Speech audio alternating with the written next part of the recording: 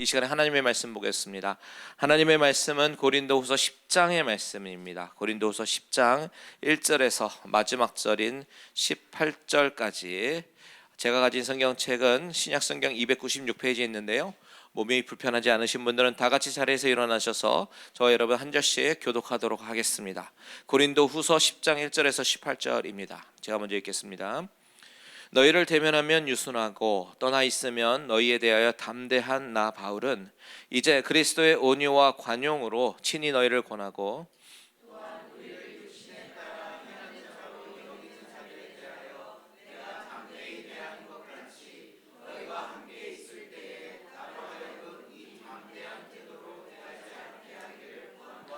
우리가 육신으로 행하나 육신에 따라 싸우지 아니하노니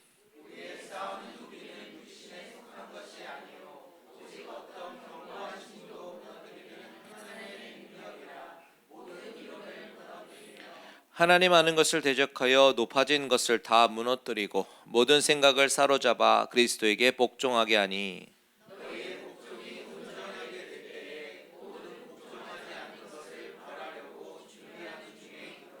너희는 외모만 보는도다. 만일 사람이 자기가 그리스도에게 속한 줄을 믿을진대 자기가 그리스도에게 속한 것 같이 우리도 그러한 줄을 자기 속으로 다시 생각할 것이라.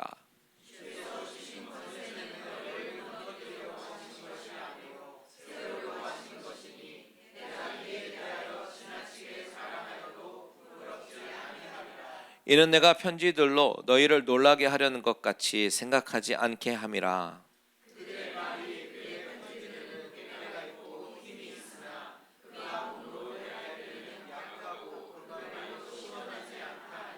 이런 사람은 우리가 떠나 있을 때에 편지들로 말하는 것과 함께 있을 때에 행하는 일이 같은 것임을 알지라.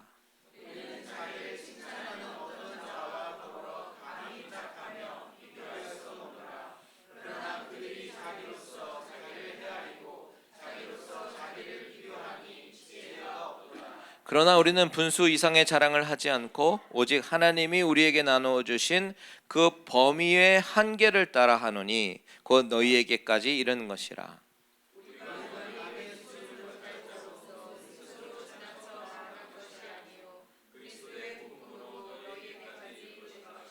우리는 남의 수고를 가지고 분수 이상의 자랑을 하는 것이 아니라 오직 너희 믿음이 자랄수록 우리의 규범을 따라 너희 가운데서 더욱 풍성하여 지기를 바라노라.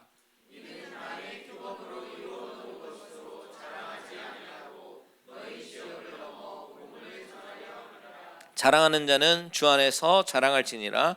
옳다 인정함을 받는 자는 자기를 칭찬하는 자가 아니요 오직 주께서 칭찬하시는 자니라. 아멘. 다 같이 자리에 앉으시겠습니다. 잠깐 기도합니다.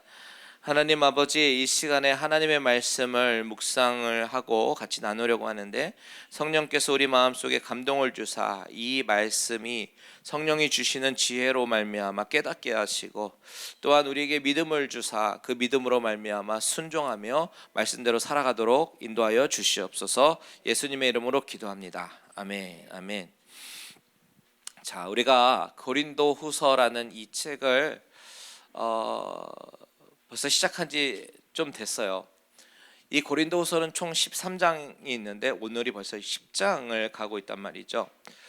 오늘 우리가 살펴본 이 10장은 고린도후서 전체적으로 구조를 바라봤을 때 이제는 거의 막바지에 있고요. 이제 마무리를 향해서 나아가기 시작하는 그런 장입니다. 잠시 큰 그림을 확인하고 가면요. 바울이 고린도후서를 쓴 이유가 무엇이었어요? 고린도 교회 교인들이 영적으로 많이 아팠기 때문이죠. 왜냐하면 그 교회를 선동시키는 사람들이 있었습니다. 선동시키는 사람들은 사도 바울의 가르친 대로 따르기보다는 자신들이 오히려 바울보다 큰 사도라고 과대 포장하고 사도 바울을 오히려 비하하고 비방하면서 오히려 잘못된 가르침을 퍼뜨리는 그런 자들이었습니다. 그들이 사도 바울에 대해서 집중적으로 공격했던 것은 무엇이었어요? 바로 바울의 사도권에 대해서요. 바울이 예수님의 제자도 아니고 그렇다고 예루살렘 교회에서 추천서를 받아온 사람도 아닌데 어떻게 사도가 되겠느냐라고 하면서 그는 사도가 아니다라고 공격을 했습니다. 그리고 거기에 덧붙여서 공격했던 것은 그가 고린도에 온다고 해놓고선 오지 않았던 일을 가지고 그 사도 바울이라는 사람은 약속도 지키지 않는 그런 신뢰할 수 없는 사람이고 거짓말하는 사람이다라고 공격했습니다. 그래서 사람들로부터 선동하니까 고린도 교회 사람들이 좀 맞는 것 같거든요. 그 말이 뭐 틀린 것 같지는 않으니까 선동이 되고 신뢰를 잃어버렸죠. 그렇게 사람들에게 잘못된 길로 인도하는 거짓 교사들이 있었는데, 그러다 보니까 어떻게 되겠어요? 사람들은 지금 바로 자기들 곁에 없는 사도 바울보다는 자기 자신 옆에서 계속해서 성경을 가르쳐주는 거짓 교사들을 더 신뢰하고 그들의 선동에 휩쓸리게 됐겠죠.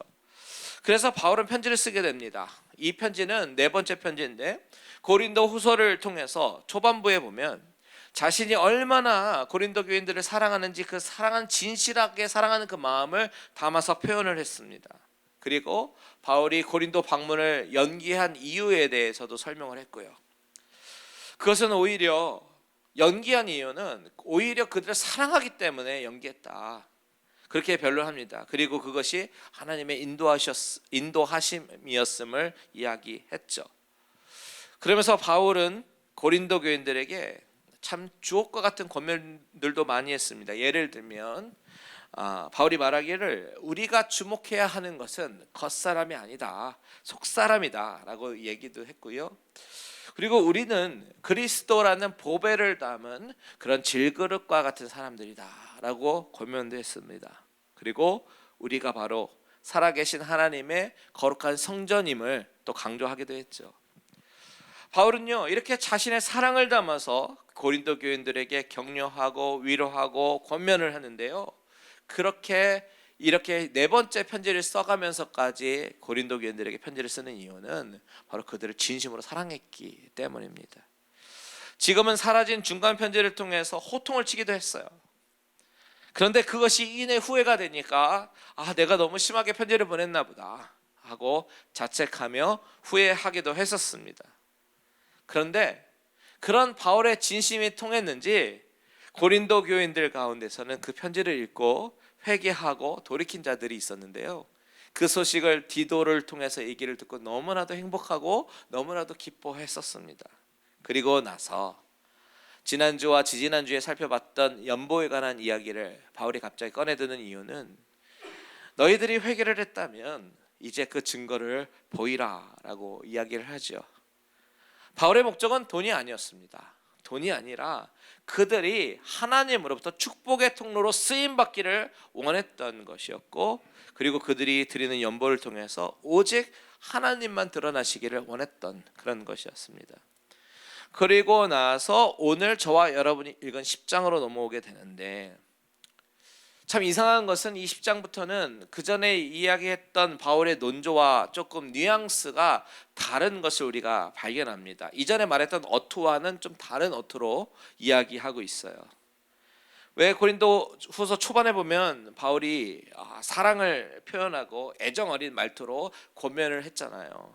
그런데 오늘 본문부터는요, 그렇게 교회를 어지럽혔던 그 자들을 향해서 마치 선전포고를 하는 것 같은 말투로 강경하게 말하는 것을 우리가 발견할 수가 있습니다. 오늘 이 말씀 가운데 바울이 말하려고 하는 것은 무엇이고 또 성령님께서 저와 여러분에게 하시는 메시지는 무엇일까? 잘 듣는 시간이 되기를 바랍니다. 우리 다 같이 1절을 먼저 읽겠습니다. 시작. 너희를 대면하고 유순하고 떠나 있으면 너희에 대하여 담대한 나 바울은 이제 그리스도의 온유와 관용으로 친히 너희를 권하고. 자, 바울은 자신에 대해서 이렇게 얘기하는 거예요. 너희를 대면하면 유순하고 너희를 떠나 있으면 담대한 나 바울은. 여러분, 이 소개가 좀 이상하지 않습니까? 좀 이상한 소개죠. 원어에 보면요, 아우토스 에고, 예전에 이제 한번 말씀드린 적이 있는데 헬라어에서는 이 헬라어 동사에 주어가 포함되어 있습니다. 그렇기 때문에 이 단어 하나로 주어가 he인지 she인지 they인지 I인지 다 알 수가 있어요. 그래서 굳이 주어를 쓸 필요가 없는데, 그럼에도 불구하고 바울은 헬라어 원어를 보니까 여기 에고라는 I라는 그런 주어를 삽입했단 말이죠. 왜 썼겠습니까? 강조하려고 쓰는 거겠죠. 게다가 아우토스라는 대명사도요, 바울 나 자신은 내 자신의 스스로를 강조하는 그런 말이죠. 그러니까 나라는 사람 바울이 어떤 사람이냐면, 너희들 고린도 교인들 앞에서 있을 때는 유순하고 멀리 떨어져 있을 때는 담대해지는 사람이다. 그래, 나는 그런 사람이야. 그런 뉘앙스입니다. 그런데 이것은요, 바울이 자신에 대해서, 그래, 나는 너무나도 이렇게 비겁한 사람이야, 나는 이렇게 이중인격적인 사람이야 라고 스스로 자신에 대해서 낮추는 겸손함도 아니고, 그리고 또한 그것을 인정하면서 나는 연약한 사람입니다, 나는 비겁한 사람입니다 라고 이야기하는 것도 아닙니다. 사실 이 표현은요, 바울의 표현이 아니에요. 바울을 향해서 공격하던 사람들이 이런 식으로 말을 했었습니다. 그래서 바울은 이것을 받아서 다시 리프레이즈 하는 것이죠. 여러분이 존경하는 바울이라는 사람, 그 사람은 당신들 앞에서는 유순한 것 같지만 저 멀리서는 강경하게 말하고 이중인격과 같은 그런 사람입니다. 이렇게 말하면서 바울을 공격하고 교인들에게 분란을 야기했던 그런 사람들이 있었던 것이죠. 그런데 바울은 그들의 말을 그대로 인용하는 거예요. 그래서 공동 번역은요, 이렇게 번역합니다. 공동 번역 한번 보겠습니다. 같이 한번 읽어볼까요? 시작. 나 바울로는 온유하시고 관대하신 그리스도의 이름으로 여러분에게 간청합니다.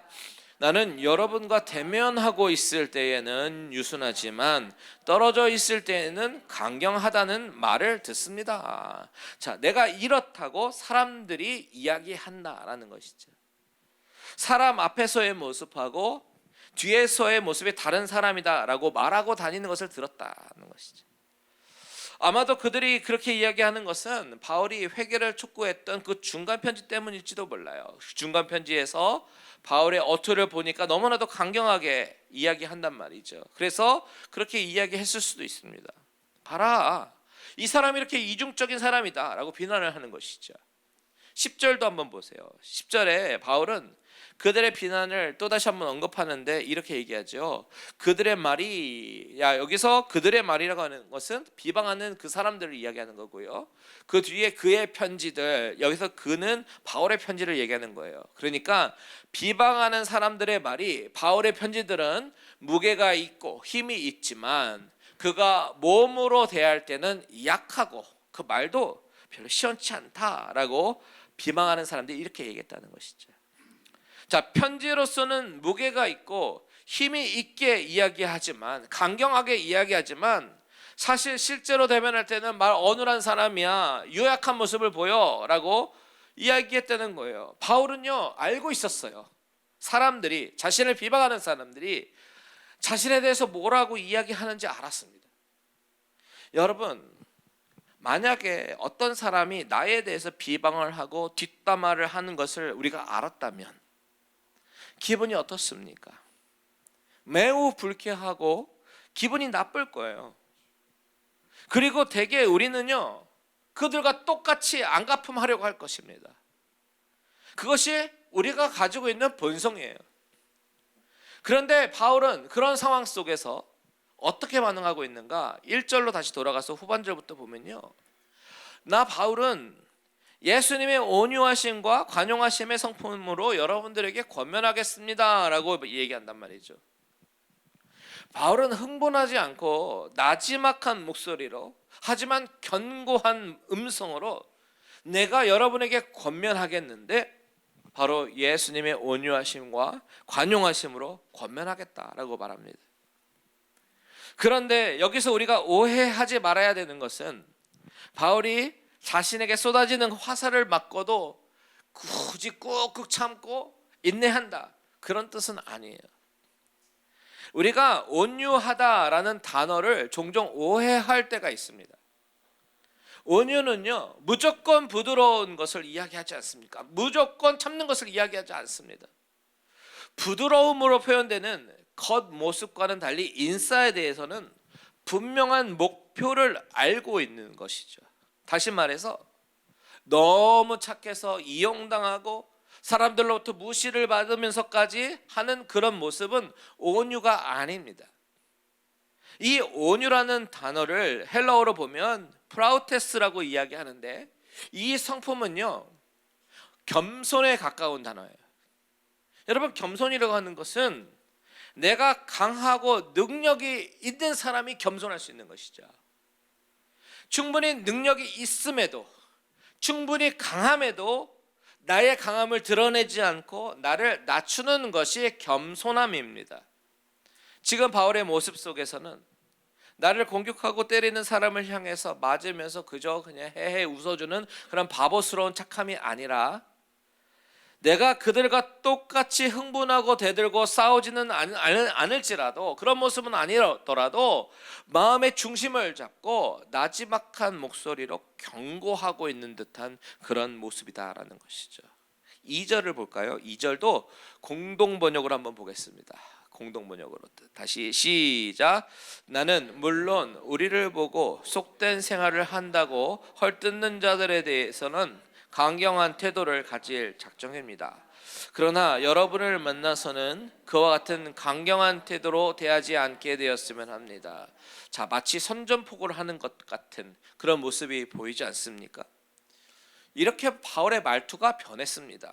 강경하게 이야기하고 있다라는 것이죠. 그렇다면 여러분, 바울의 말투가 왜 이렇게 강경해졌을까? 자신을 공격하는 사람들이 미워서 그들에게 똑같이 대갚아 주려고 이렇게 강경할까요? 그것은 아닙니다. 바울은요, 지금 그 사람들을 미워하는 마음으로 똑같이 안갚음하기 위해서 강경한 태도를 취하는 것이 아니에요. 그것을 어떻게 할 수 있냐? 바로 3절에 이렇게 말하잖아요. 3절 보시면 우리가 육신으로 행하나 육신에 따라 싸우지 아니하노니. 바울이 결정한 싸움의 방식은 바로 육신에 따라 싸우지 아니하는 거예요.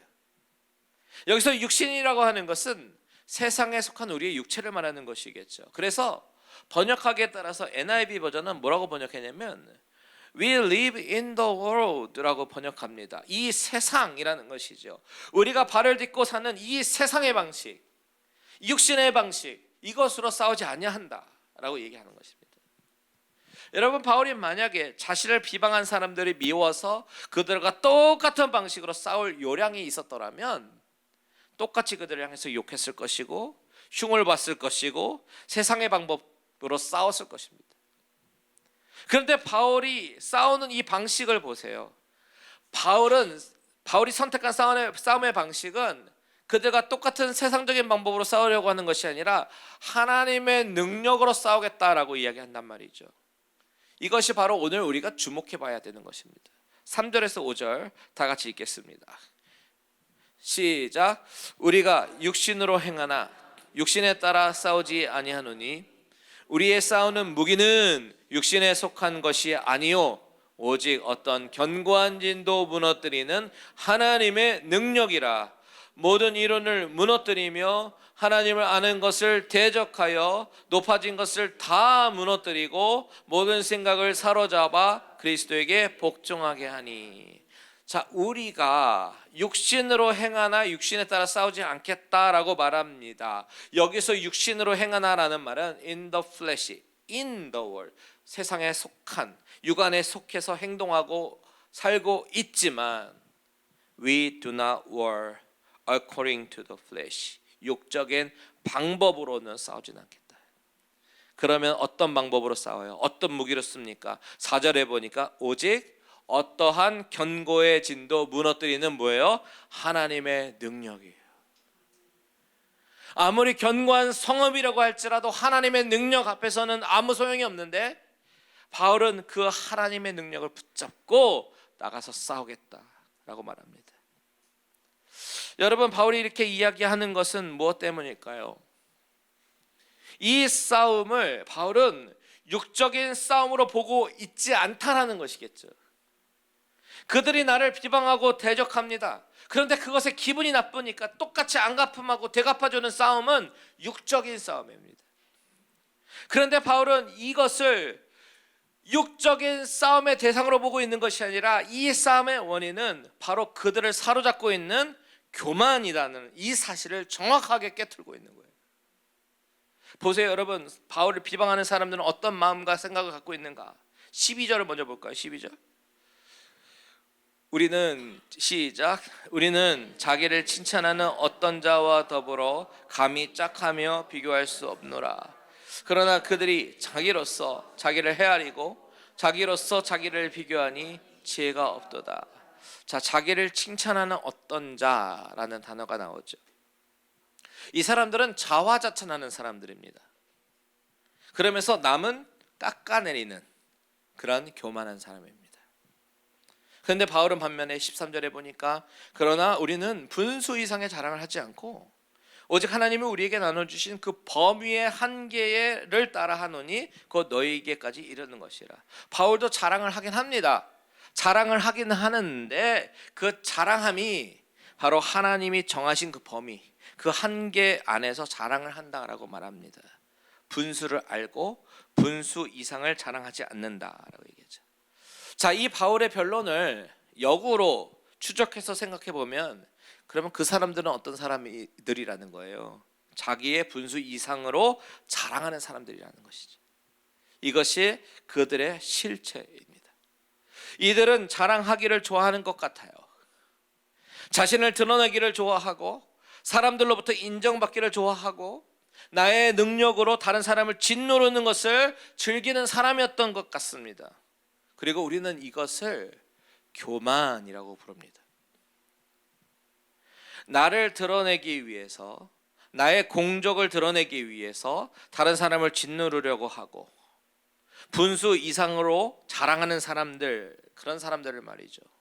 그리고 또한 15절에 보니까 이것뿐만 아니라 우리는 남의 수고를 가지고 분수 이상을 자랑하는 것이 아니라, 자, 이것도 바울이 이야기지만 역으로 이야기하면 그 사람들은 남의 수고를 가지고 자신의 수고인 것처럼 자신의 공적을 드러내는 그런 자랑함을 가지고 있었던 사람들이었던 것이죠. 또 있죠. 17절에 보니까 남의 규범으로 이루어놓은 것으로 자랑하지 아니하고. 여러분, 사실 모든 인간에게는요 인정 욕구가 있습니다. 인정받고 싶어 하지 않는 사람 아무도 없습니다. 다 인정받고 싶어 하고 다 칭찬받고 싶어 하죠. 그런데 교만이란 무엇이냐면 나를 드러내기 위해서 다른 사람을 이용하는 것이 교만입니다. 나를 드러내기 위해서 수단과 방법을 가리지 않고 다른 사람은 어찌 되었던 간에 다른 사람의 공적을 나의 공적으로 가로채고 다른 사람의 수고를 나의 수고로 바꾸어 버리고 나는 이렇게 대단한 사람이야 라고 드러내는 사람이 바로 교만한 자라는 것입니다. 그렇게 저렇게 이런 수단 저런 수단 가리지 않고 남을 짓밟아서라도 나를 드러내는 이 거짓 교사들이 어느 지경에까지 이르렀는지 아세요? 5절 보십시오. 5절에 보니까 5절 하나님을 아는 것을 대적하여 높아졌다라고 얘기합니다. 이 높아짐의 결정체는 하나님을 아는 것을 대적하면서까지 자신이 높아지려고 했어요. 이 구절을 헬라어 원문으로 직역하면요 하나님에 관한 지식에 반대하여라는 뜻이 됩니다. 여기서 말하는 하나님을 아는 지식이라고 하는 것은 당연히 바울이 전한 복음을 이야기하는 거겠죠. 결국 사람들의 교만은 복음을 대적하게 되었다. 그래서 바울은 싸움의 대상을 나를 비방하는 사람들, 그 사람들 자체를 싸움의 대상으로 본 것이 아니라 바로 그들의 교만함, 그것을 싸움의 대상으로 타겟으로 본 것입니다. 그렇기 때문에 싸우는 무기가 그 어떠한 견고한 진, 그 어떠한 성읍도 파괴할 수 있는 무엇을? 하나님의 능력, 그 능력을 무기 삼아서 4절 끝에 보니까 그 하나님의 능력은 어떤 겁니까? 모든 이론을 무너뜨리는 하나님의 능력. 여기서 이론이라고 하는 것은 당시 헬라 철학이라든지 헬라 문화를 이야기하는 거예요. 헬라 사람들이 갖고 있었던 모든 세계관과 사고방식을 말하는 겁니다. 그런 모든 이론들을 다 무너뜨리는 하나님의 능력. 5절에 보니까 하나님을 아는 것을 대적하여 높아진 것을 다 무너뜨리고 어떻게 합니까? 모든 생각을 사로잡아서 누구에게 복종하게 한다고요? 그리스도에게 복종하게 한다. 이것이 바울이 치열하게 싸우는 그런 싸움의 전략인 것입니다. 바울이 사실은 능력이 없는 사람이 아니잖아요, 여러분. 바울이야말로 정말 많이 배운 사람이고 대단한 사회적 영향력을 끼쳤던 바리새파 유대인이었습니다. 그가 가진 학식이 얼마나 뛰어납니까? 근데 11장 5절 보십시오. 이런 얘기도 있죠. 11장 5절 같이 읽어볼게요. 시작. 나는 지극히 크다는 사도들보다 부족한 것이 조금도 없는 줄로 생각하노라. 자, 이 이야기는 바울이 오히려 교만을 드러내는 말이 아닙니다. 사실 바울이야말로 많이 배웠고 실력이 있는 사람이었어요. 그럼에도 불구하고 아까 온유함에 대해서 얘기했잖아요. 바울은 예수 그리스도의 성품, 온유하고 겸손하신 그 성품으로 바뀐 것이죠. 그리고 그렇게 된 것은 바로 하나님의 능력이다라는 것을 본인이 너무 잘 알아요. 왜냐하면 자신이 경험했으니까. 나는 하나님의 능력을 삼아서 내가 이렇게 변화된 것을 아니까 이제는 그 하나님의 능력을 무기 삼아서 싸우겠다라는 것입니다. 싸움의 대상이 그 사람들이 아니라 그들을 사로잡고 있는 교만이었습니다. 여러분, 우리는 이 말씀을 통해서 아주 중요한 교훈을 얻게 됩니다. 우리의 교만함을 무너뜨리는 가장 강력한 무기는 오직 살아계신 하나님의 복음의 말씀을 통해서 역사하시는 하나님의 능력이다라는 사실이죠. 여기서 말하는 하나님의 능력은 하나님의 말씀의 능력을 말하는 거예요. 살아있고 운동력이 있어서 좌우의 날선검처럼 예리한 하나님의 말씀이 우리의 심령의 골수를 쪼개고 우리를 산산조각 내면서 나의 교만함이 결국 하나님의 말씀 앞에서 무너지게 만들죠.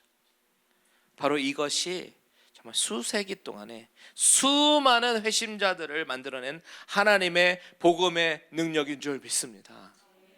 여기서 말하는 능력은 마술사 시몬이 구하는 것처럼 기도하면 병이 낫고 기도하면 기적이 일어나는 그런 1차원적인 능력이 아니에요. 우리의 심령을 쪼개는 그런 말씀의 능력을 말하는 것이겠죠.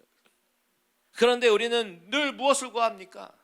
눈에 보이는 표적, 그런 기적, 그런 능력, 이런 것들을 구합니다. 왜요? 너무 멋있어 보이니까. 내가 먼저 뭐 좀 된 것 같으니까.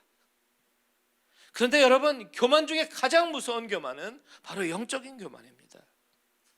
내가 기도의 능력이 있다라고 생각하고 내가 말씀을 잘한다고 생각하는 그런 영적인 교만 말이죠. 그런 교만함이 들어오기 시작하면 다른 사람을 판단하기 시작하고, 그리고 더 나아가서 오늘 본문의 거짓 교사들처럼 남을 비판하고 정죄합니다. 다른 사람 짓밟고서라도 내가 명예를 얻으려고 하죠. 하지만 그런 강력한 진, 견고한 성읍, 절대 무너질 것 같지 않은 그런 철옹성 같은 교만함도요, 무너뜨리는 힘은 바로 오직 하나님의 능력, 말씀의 능력, 복음의 능력밖에 없는 줄 믿습니다. 그래서 우리가 더욱더 말씀을 가까이 하고 깊이 알아야 되는 거예요. 내 안에 나도 모르게 불쑥불쑥 올라오는 그런 나의 교만함이 하나님의 능력으로 파여 주시고 온전히 그리스도에게 복종하게 하소서, 이런 기도가 저와 여러분에게 흘러나오길 바랍니다. 사실 이 교만이라는 단어에 대해서 자유로운 사람 아무도 없을걸요. 또한 나를 공격하는 사람, 나를 비방하는 사람, 그 사람 자체를 미워하는 것이 아니라 그 사람을 미워한다는 것이 마치 우리의 1차적인 반응이지만, 오늘 말씀을 통해서 우리에게 말씀하시는 것은, 저와 여러분의 심령 가운데 일깨워주시는 것은, 그 사람 바라보면서 그 사람과 똑같이 대적하고 똑같이 미워하기보다는 그 사람을 덮고 있는 그 교만의 영, 그리고 나에게도 불쑥불쑥 올라오는 나의 교만함과 완악함이 하나님의 복음의 말씀 앞에서 무너지기를 기도하는 모든 분들 되시기를 바랍니다. 우리의 자랑은 오직 예수 그리스도밖에 없어요. 우리 옆 사람과 같이 인사합니다. 우리의 자랑은 오직 예수 그리스도밖에 없습니다. 아멘, 아멘. 우리 오늘 17절과 18절 다 같이 읽고 말씀을 마치겠습니다. 17절과 18절 시작. 자랑하는 자는 주 안에서 자랑할지니라. 옳다 인정함을 받은 자는 자기를 칭찬하는 자가 아니요 오직 주께서 칭찬하는 자이니라. 아멘. 여러분, 주님께서 칭찬하는 자들 되기를 바랍니다. 내가 나를 높이기보다 주님께서 잘했다, 자랑스럽다, 내 딸아, 내 아들아, 이렇게 주님이 칭찬하는 사람이 되도록 더욱더 말씀 앞에 엎드리는 모든 성도님들 되시기를 주님의 이름으로 축원드립니다. 아멘. 우리 다 같이 찬양하고 기도하겠습니다.